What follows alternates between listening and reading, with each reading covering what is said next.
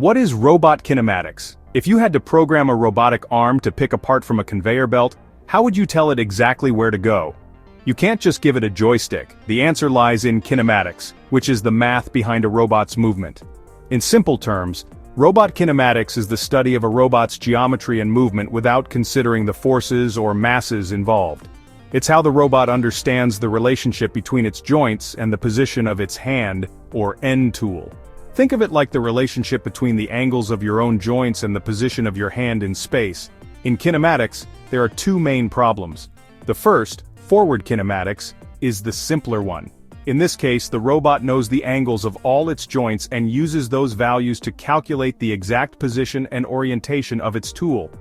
If your arm were a robot, forward kinematics would answer the question, if my shoulder is at 90 degrees and my elbow is at 45 degrees, where is my hand?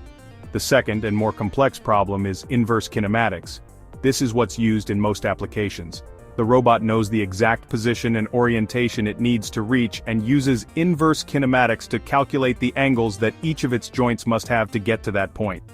It's the answer to the question, I want to grab that bottle on the table, how should my shoulder and elbow bend to reach it? The human brain solves this problem unconsciously, and robots do it with complex equations. Kinematics is the foundation for almost everything a robot does. It's what allows a robotic arm to precisely weld a piece, a surgical robot to make a millimeter-perfect cut, or a mobile robot to navigate without crashing.